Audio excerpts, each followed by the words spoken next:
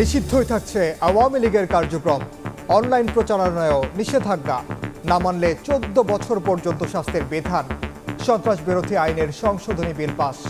গণহত্যাকারী সন্ত্রাসী সংগঠনের নিষিদ্ধকরণ সংক্রান্ত সন্ত্রাস বিরোধী সংশোধন বিল 2026 মহান জাতীয় সংসদে উত্থাপিত আকারে পাশ করা হোক।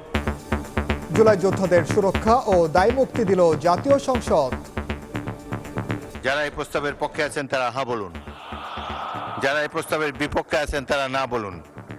আমার মনে হয় হ্যাঁ জয়যুক্ত হয়েছে, হ্যাঁ জয়যুক্ত হয়েছে, হ্যাঁ জয়যুক্ত হয়েছে।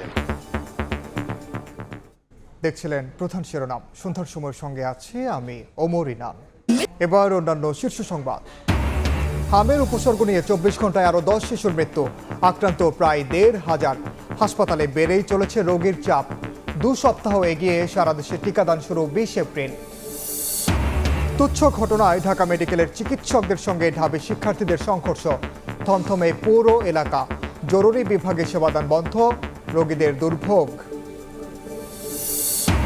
দ্বিপাক্ষিক সম্পর্ক জোরদারে একমত বাংলাদেশ ভারত। দিল্লিতে খলিলুর জয়শঙ্কর বৈঠক। দুঃখ প্রকাশের পরদিনই লালমনিরহাট সীমান্তে বিএসএফের গুলিতে যুবক নিহত। রাজধানীতে পেন গান আতঙ্ক। পুরান ঢাকায় যুবদল কর্মীকে গুলির ঘটনায় গ্রেফতার 2।